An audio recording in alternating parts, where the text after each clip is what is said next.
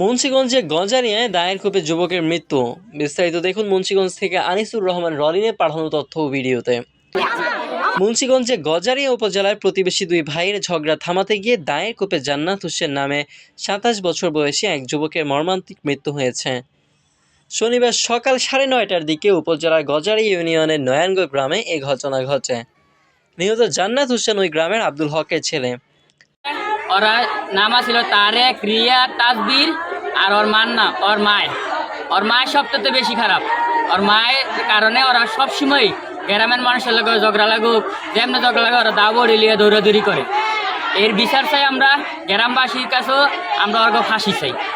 Police ও স্থানীয় সূত্রে জানা যায়, নয়ানগড় গ্রামের শাহিন রাড়ির দুই ছেলে তারেক ও রিয়াদের মধ্যে দীর্ঘদিন ধরে পারিবারিক বিষয় নিয়ে বিরোধ চলছিল।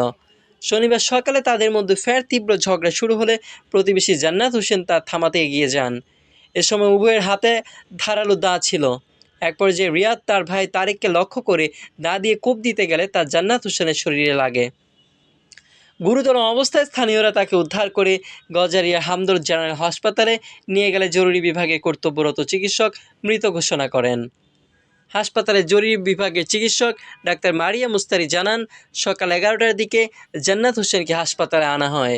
অতিরিক্ত রক্তক্ষরণের কারণে তার মৃত্যু হয়ে থাকতে পারে। হাসপাতালে আনার আগেই তার মৃত্যু ঘটে। নিহতের স্বজনরা ঘটনাটিকে পরিকল্পিত হত্যাকাণ্ড বলে দাবি করেছেন।